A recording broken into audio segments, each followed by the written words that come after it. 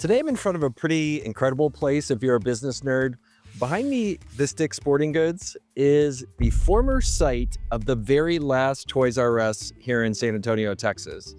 And if you're not familiar with the story of Toys R Us, it's a crazy one of the rise and fall of an iconic American business. At its very peak, Toys R Us had 1,600 stores, $13 billion in sales, and an astounding 25% of the US toy market.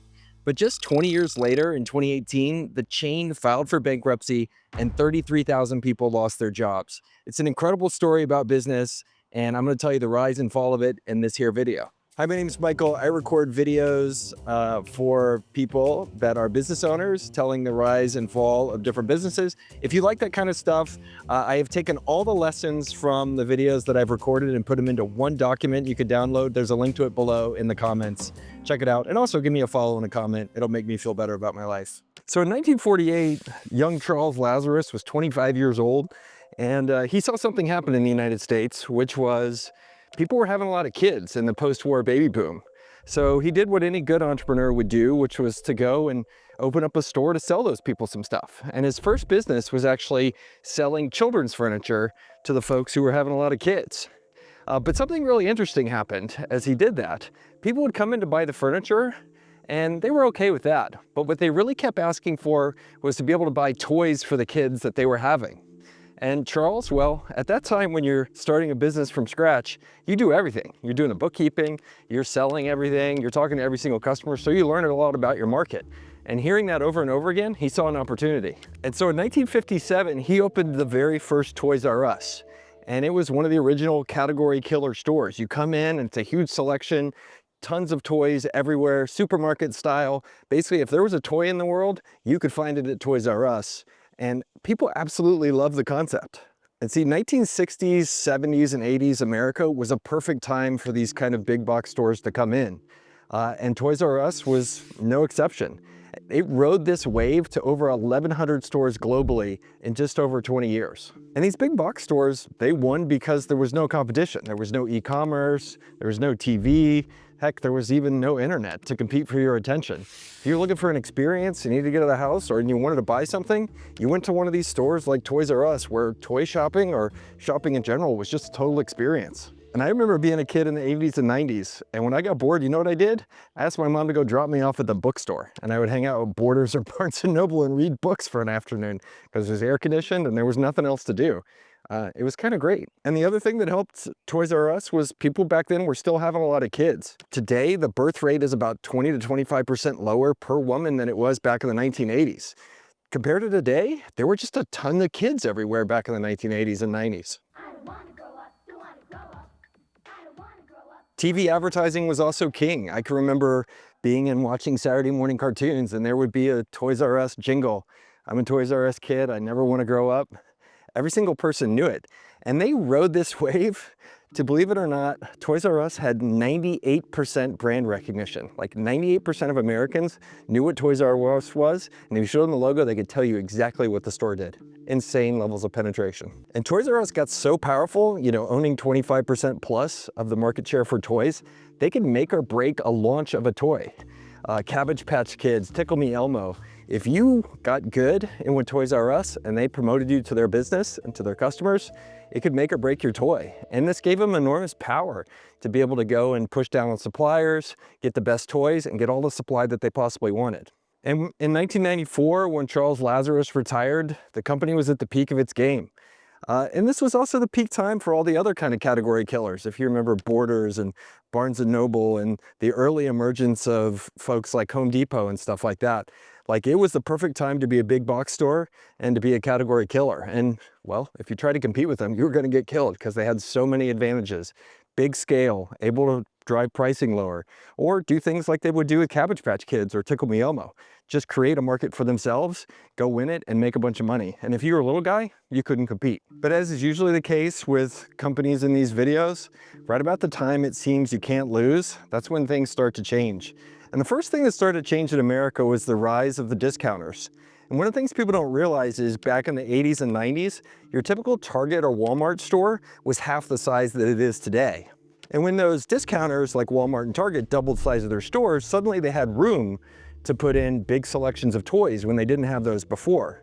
And this created a real problem for Toys R Us because mom, who was doing a lot of the shopping back then, would take the kids with her, and it's a hassle for her to make a stop. And so to talk her into going beyond Walmart or Target to go make another stop at Toys R Us, dragging a bunch of kids in tow, like that's not fun. And so Toys R Us was suddenly getting competed by these big box discounters, Walmart and Target, with lower priced items, where Walmart and Target would take Toys R Us, say, top 70% selling items, just stock those and then sell them dirt cheap. And on top of it, because mom was already there shopping at those big box stores, they made it much more convenient for her to shop there than to go do a separate trip over to Toys R Us. So suddenly Toys R Us was at a significant disadvantage. And Toys R Us wasn't stupid. They saw this happening. They started trying to make their stores even more of an experience, do more draws, have bigger kind of promotions, have bigger displays and that sort of thing, make the kids scream to want to go to the store. And that helped. But an even bigger threat was coming, and in the late 90s, that was the rise of the internet, and e-commerce was coming for folks like Toys R Us and the booksellers as another great example. And Toys R Us saw that coming too, but unfortunately, they reacted in basically the dumbest way possible. They went and did a deal with Amazon, where Amazon paid them $50 million a year to be the exclusive provider of online toys for Toys R Us. They basically helped Amazon expand out of their book category into becoming a dominant player in toys. And then Amazon did kind of what Amazon did. They played with bare knuckles fighting. They went in and had told Toys R Us they weren't going to supply toys from other folks, and then they precisely went and did that. So basically Toys R Us in this situation basically did a deal with the devil. And look, I can't blame them that much. I remember being around in that time back in the early 2000s. People were still trying to figure out what the internet was going to look like and how e-commerce was going to work. Were you going to have one big superstore like an Amazon, or were you going to have multiple little stores, or was it going to be a combination of both? And for folks like Toys R Us who grew up in physical presence and retail that was in your face, I can't blame them for being a bit confused. But whatever the cause, they made the absolute worst decision possible, because e-commerce and online shopping further made it even more convenient for mom to just click a button and have the high-end demand toy show up in the house a couple hours later. Not good for Toys R Us. And this is a pretty common theme you'll see in the fall of these companies. Facing disruption, almost every single company does something to respond to it. The problem is, a lot of times, they're not set up to be able to make the right response. In the case of Toys R Us, kind of going out on a limb and making a bet about all this would have put a lot of jobs at risk, or potentially had a CEO stand up and say, this is the way I think it's going to be, let's bet the company on it. And it's hard for, at the time, since Mr. Lazarus had retired, a hired gun CEO to step up and say, let's bet the company on this, because in the end, they're trying to keep their job. So fast forward to 2005, and private equity enters the picture. And they did it because growth and profits were stalling, shareholders were getting antsy, and people were seeing these headwinds from e-commerce and also from the big box discounters. So a trio of private equity firms stepped in and bought the chain for $6.6 billion. And they put in a little over $1 billion in equity, in other words, cash in the deal from the private equity firms. But then they saddled the company with a huge swath of debt, which was a bit over $5 billion in debt, which is a crazy amount. And the thing about a debt stack like this, when you put a lot of debt on a business, it puts a lot of pressure on that business to keep performing. And it's a relatively safe bet to do when the company is growing. But when you have a company facing headwinds, like Toys R Us was, well, it can be pretty darn dangerous, because suddenly you have a big set of debtors who want to get paid, and they want their interest. And one of the crazy aspects of the Toys R Us story is that the company actually was run pretty well. In 2006, they hired a man named Gerald Storch. He was a former Target executive. He came in, he started to cut unperforming stores, he started to run good promotions, he started to do things right for the business. It was actually running pretty darn well. The problem was, the business was running well, but in a face of headwinds, where you have all these challengers coming in, people not having kids, e-commerce, all these problems. But in the background, because of the debt and the cap stack that private equity had put on the business, you suddenly have $400 million a year that has to go just to pay the interest on the debt. And for a business like that, it's basically like running a business with handcuffs on. It's not easy, because you got to pay that debt no matter what happens. And to put this debt level in perspective, basically they would have to open 40 new stores a year just to keep up with the increasing debt load. And so you look at a business like Toys R Us, which clearly is under threat, and you're wanting to reinvest in that business, update stores, build loyalty programs, do better e-commerce, basically be able to invest in your business. And with that amount of debt, a company like Toys R Us can't do it.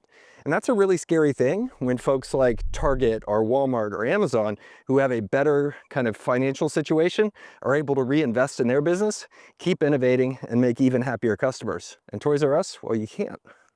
And in many cases, when you have this level of debt, the way to deal with it as a business CEO is to try to grow the company.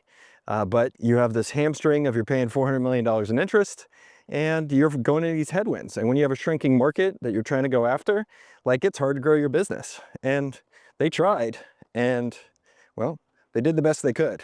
And so after Mr. Storch left the business after a few years doing what appears to be a good job from everything I've read, a new CEO was brought in from Domino's, a man named Dave Brandon. And he started to do really good stuff. He digitized the business, started to bring in loyalty programs. At one point I read that they reached nearly 30% of their traffic was generated using loyalty programs. Like, good stuff to make customers feel appreciated and bring them back. And at this point, Toys R Us probably would have been okay, right? They're facing headwinds, but fundamentally they still have a pretty good business. You're selling toys, you're doing it at scale, and there's people who have kids and they want to buy toys for those kids. America's getting richer. Like, this is the right way to do it. But another headwind showed up, which was the rise of the tablet. And if you think about a tablet, it's an iPad or something similar like that. Basically, a tablet can become a multi-purpose super toy for parents. You can spend $200 on a tablet and have an infinite number of games and toys and videos for your kid to watch. And suddenly the idea of buying a $50 Lego set from Toys R Us that the kid might play with for a few hours doesn't make a ton of sense when you can spend $200 once and there's an infinite number of games for your kid to play in front of tablets. And most people don't realize the stats on how prevalent tablets have become as an entertainment device for kids. Basically, every kid has one now. If you want to see it, just go to a typical family restaurant and see how many families are surviving dinner with their 2-year-old by putting them on an iPad. It's a lot of people. So at this point, come 2017, Toys R Us has a lot of stuff not going for it. First of all, it has the rise of e-commerce, which is basically terrible for the business. You have the decrease in the number of people having kids, down 20% in the last 15 years alone. You have the discounters who are coming for the core of your best sellers. And then you have parents basically getting disrupted by technology, buying iPads. And then on top of that, we have the biggest problem for the business and what ultimately kills it, which is this huge amount of debt load. And what happened was kind of a predictable event, given the way the business was capitalized with this amount of debt. Investors, they were noticing how much free cash flow this was requiring from the business come 2017. And at a critical time during the year, in September of 2017, news leaked that Toys R Us may be considering filing bankruptcy. And if you know how retail works, especially in the US around holiday seasons, September is peak stocking up season. That is when folks like Toys R Us are getting all their Christmas goods that they plan to sell into their stores, and they're depending upon their suppliers to be shipping them that stuff. And when news got out about the potential bankruptcy, the suppliers, they all freaked out. They stopped shipping merchandise to Toys R Us, and suddenly Toys R Us was in a big pickle. And the reason is, Black Friday, the day after Thanksgiving, is called Black Friday because that's the day retailers typically get into the black. They become profitable for the year. And if you don't have anything to sell leading up to Black Friday and into Christmas, it's very unlikely you're going to be a profitable cash flowing retailer. And the news of this potential bankruptcy pushed them into filing bankruptcy later in the month of September. And suppliers got spooked. They stopped shipping stuff, which makes sense. If they don't think they're ever going to get paid, why would I ship toys to Toys R Us post-bankruptcy filing? And while Toys R Us did manage to get a $2 billion loan to push them through the holidays and survive, the holiday season for them was basically going to be a bust. They didn't have stuff to sell. They didn't get merchandise in. And while they limped through and sold some stuff, the suppliers were spooked, consumers were spooked, and investors were spooked, and the company was headed for the end. And so early in 2018, in the month of March, the Toys R Us Corporation closed doors for good, announced that they were liquidating the assets of the business, giving up all their leases and properties, selling off what they had, and 33,000 people lost their jobs.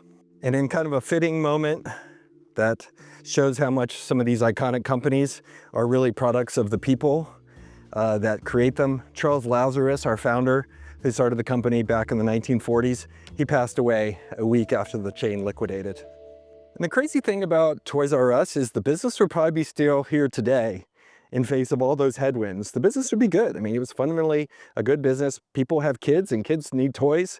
Like, it would have been done right and still be around. But looking back on it, the thing that put the nail in the coffin and ultimately killed it was this debt load. In a shrinking business, one that's running thinly, and you have a huge amount of debt, like eventually it gets untenable and nobody else will put up cash to keep the thing alive. And that's what happened here. And so I think in the end, we talk about on this channel a lot, debt is a two-edged sword. It's something that's really good and can be a good tool in the right circumstances, but it's also something that can come back and kill you. And you just have to be super duper careful about how you use it. And otherwise, it can wipe out everything in the moment when you need it the most.